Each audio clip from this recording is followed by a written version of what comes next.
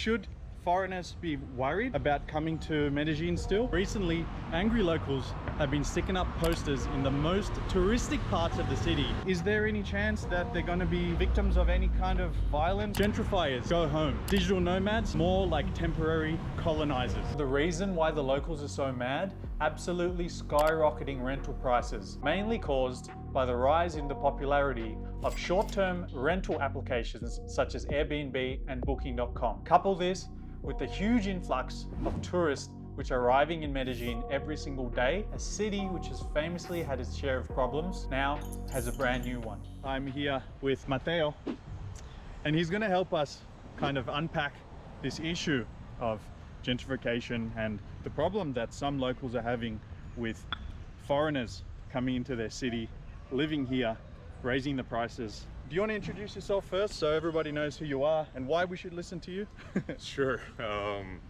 My name is Mateo Monsalve. I'm an attorney by profession and a businessman by heart. Born and raised in Medellin? Born and raised in Medellin, yes. I did live in Canada for a little bit. Okay. I went to high school there for a year. Fair to say you kind of understand both cultures, Western, for lack of a better word, and Colombian culture, right?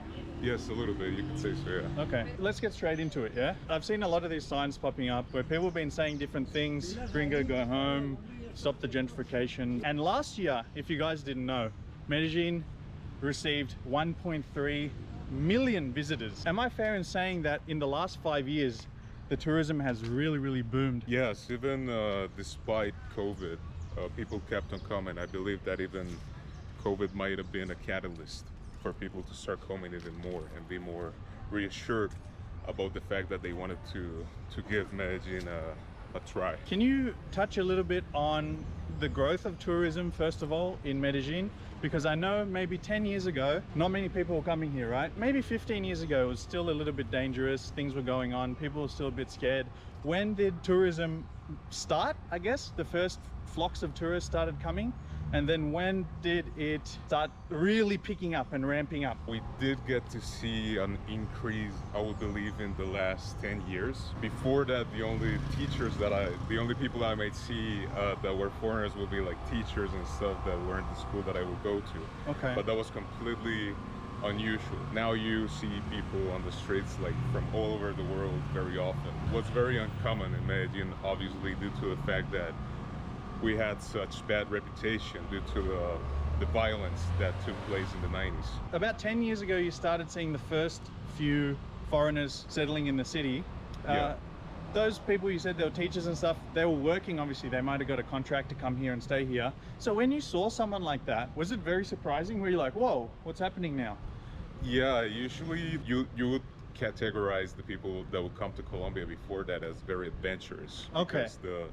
Because obviously the fame that we had would only allow for people that were willing to take the risk. Loquitos. Okay. Well, you know. Now you see families and stuff going around. Now you see families and Back stuff. then it's kind of just someone who really wanted the adventure and was like ready to accept whatever dangers were there. It was even so present, the fact that, you know, there was this latent violence going on here, and the people who were working in selling the country in regards to tourism were so aware of that the biggest campaign back in the day was the only risk is wanting to stay. Colombia, the only risk is wanting to stay. They understood that people realized there was a risk with coming here, so they took advantage of that. It was really nice. Now things have definitely changed a lot.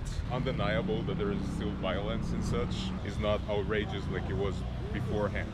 It's funny that you mentioned that, because I have seen that slogan before. That was basically the first advertising campaign to get people to come to Medellin, right? The only risk is that you'll never leave. To promote tourism. Yeah, in Colombia, yeah. That's so funny how times have changed, because, you know, only a few years ago it was like, everyone come to our country, our country's beautiful. And now it's like, everybody leave. What did they think was gonna happen? I've seen this in a lot of places. Mexico is much worse. Once people catch on that a place has low cost of living, first of all, is a really beautiful place with a lot of things to offer and really nice people are going to start coming. It's supply and demand, man. When there's so many people coming to the city, the prices are going to go up and up and up and up. People are going to see that, property owners, and they're going to jack the price up even more. What are your thoughts on the current situation, the issues with... I've got to read a little bit about the issue in Mexico City, mostly, especially in Polanco. Once I read about that, it was hard not to have Medellin pop up in my mind right away, since a lot of people are coming here as well. I believe that I agree with you in the sense that obviously if a place is offering a lot of good quality for very low price opportunities to live, people will definitely feel attracted by that, especially now with the easiness that there is to be able to move from one place to another and just keep on working from that place. Digital nomad lifestyle. Yes, as you say, it's only natural that people will be coming more, and just the fact that we're talking about foreigners who might be from countries that have a bigger income. More purchasing power.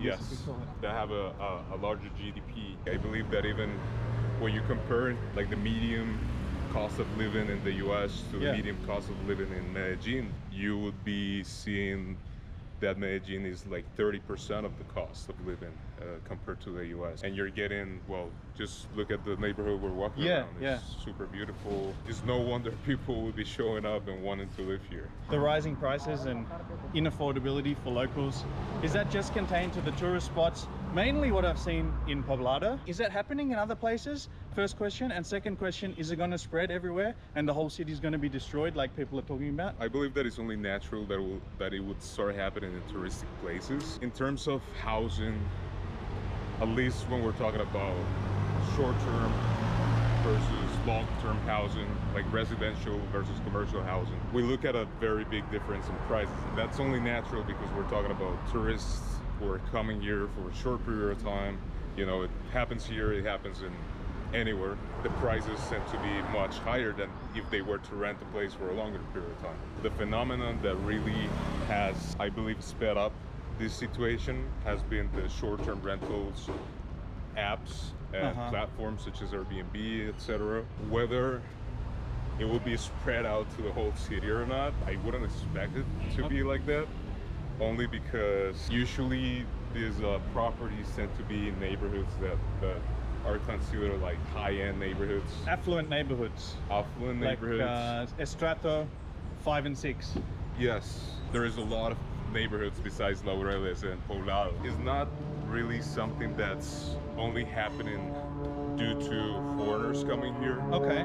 It's not like gentrification was something that we were not familiar with. The neighborhood I currently live in, Belén Loma de los Bernal, and it was built on top of just a bunch of plots of land that used to be like wasteland, or so to say, because they were located right in between two dangerous neighborhood. But now you look at Belén Loma de los Bernal and it's one of the high-end neighborhoods, and that was before the whole influx of foreigners before started. The tourist boom. Yes. People, Colombians from other cities? Not necessarily from other cities, just people from here. So internal gentrification. I don't believe that it needs to be a foreigner coming here. Yeah. First of all, I believe that people need to identify the fact that it's just a phenomenon that happens in real estate when there's opportunity to invest and to grow. The fact that it's happening with people from elsewhere is simply an example of how globalization takes an effect. I'm not to say whether it's good or bad.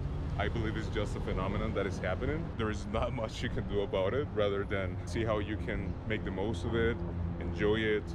There's a lot of good things that come with people from elsewhere coming here. Let's talk about that for a second, because a lot of things lead back to money, right? Yes. Most things in life, honestly. Yes. 1.3 million international visitors to the city of Medellin last year. What's a general trip for someone? They might spend $1,000 on a trip, right? Yeah, maybe a little more. What's 1,000 times a million? Yes. A billion? About that. You're the smart guy, you should know. I'm not the math guy, I'm the attorney, dude. So $1 billion straight into the city. That can help a lot of people, right? Yes, certainly. So we need to think about that fact as well. The money that comes in that can be spent on other things, helping people, improving the city. A lot of people argue that due to the fact that most people that are coming here, or a lot of people that are coming here, are digital nomads, that means that we'll be talking about, you know, not a lot of influx of income, not a lot of money coming in, not a lot of development for the country. But what do you mean by that? Why not? For example, I'm a digital nomad and I come and work here, right? I'm still spending on rent. I'm still spending on food, I'm still spending on drink, I'm still shopping. All those things still get taxed. All those things still are promoting Colombian businesses and the economy, right? Yes.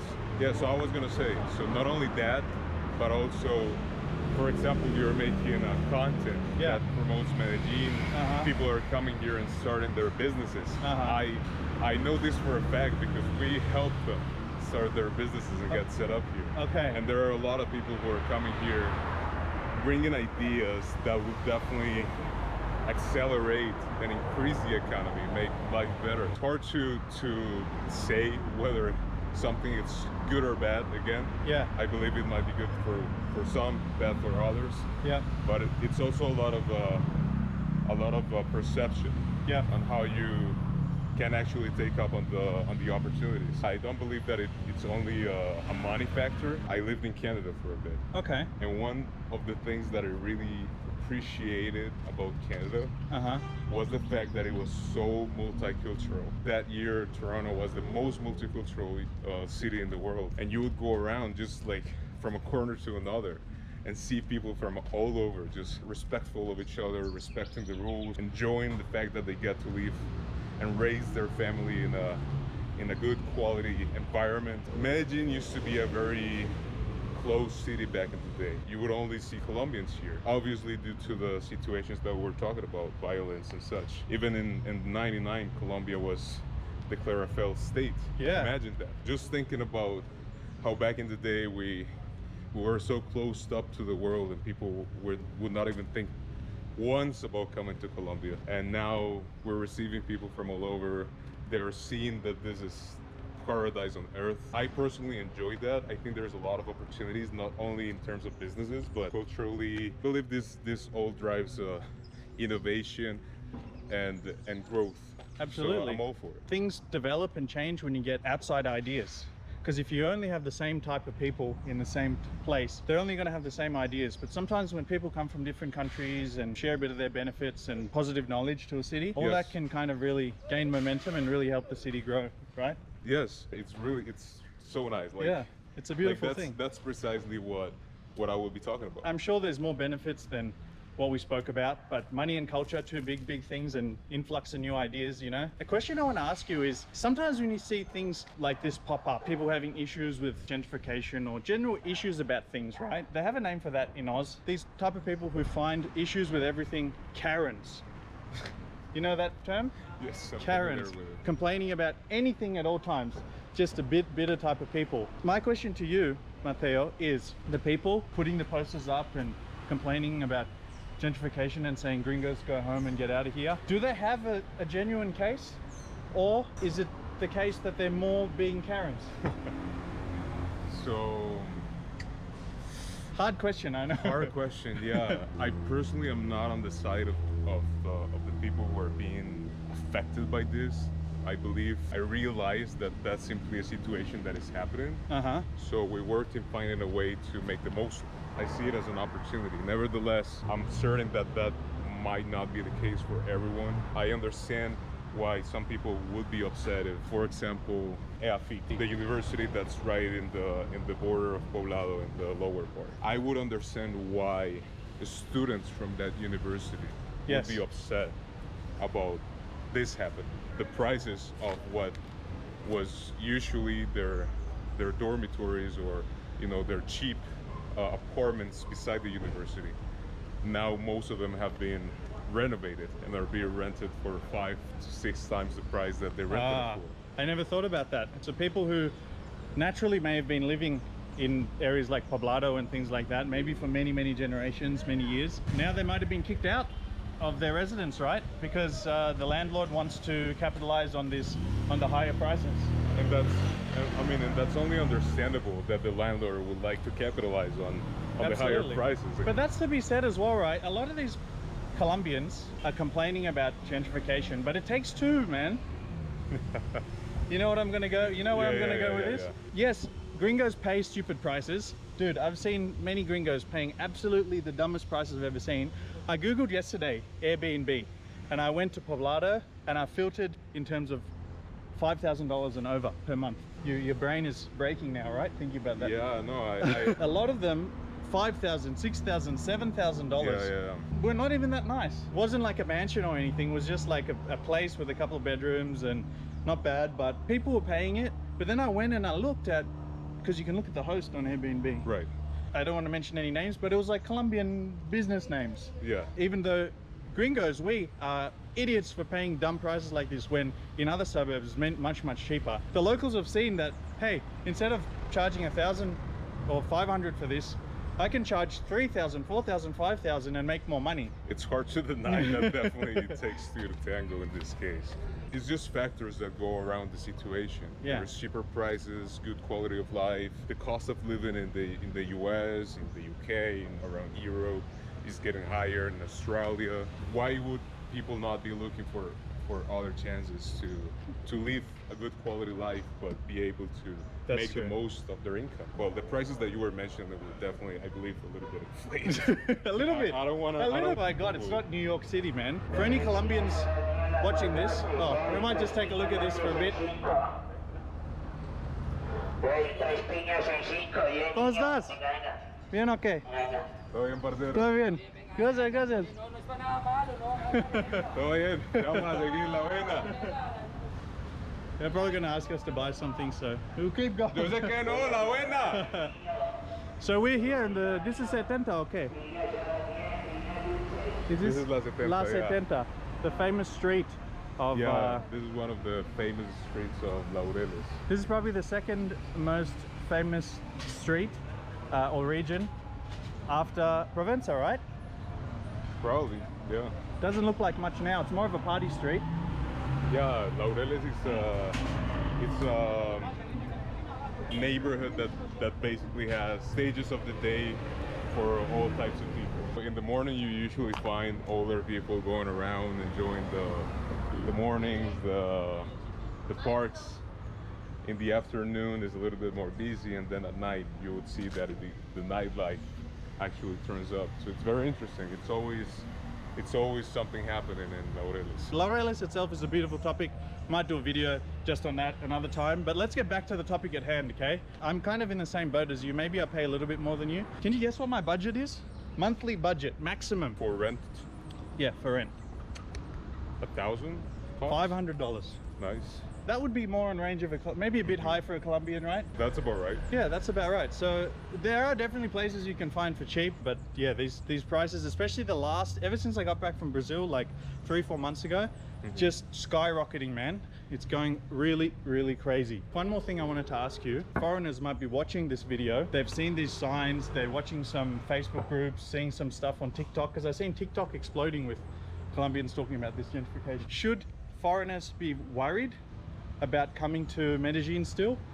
Is there any chance that they're going to be victims of any kind of violence or hate or something by these locals who are upset about the gentrification? No, I think they will definitely be safe on the discrimination side. I think right now it's just a matter of discussion.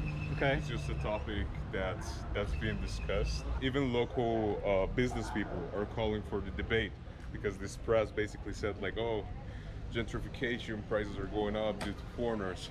But some business people here we have requested for a debate on this. Like, it's not all bad, and that's definitely not the sentiment of all the people in Medellin. And honestly, if we as paisas, as Medellin people, work together in identifying what the situation, what the facts will be, we'll be able to identify as an opportunity and organize to take advantage of it, to make the most of it, make something good out of it. So you're saying more or less it's safe, foreigners shouldn't worry about this. This view that gringos should go home and get out of the country, that's a view shared by a very small percentage of the population.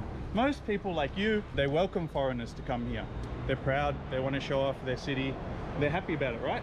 Yes, and I believe that most people are not being affected by foreigners coming here either. Very few, like not more than 5 or 6 neighborhoods might have been affected by gentrification. There are so many neighborhoods in Medellin. Man, I'm not an economist, I'm not a real estate expert, I'm not a politician. I just hold a camera, walk around and talk to interesting people like you. One thing that could help is for foreigners coming here, do your research. I have a video that I made about 3 months ago called Medellin under $500, which I show you all the cool neighborhoods and what type of properties you can get for $500 or less. So maybe do your research on things like that. Don't just look at the first thing on Airbnb. Oh, 2,000 for a dungeon studio. That sounds good. Let's book that. Stop paying stupid prices for shit. Do your research.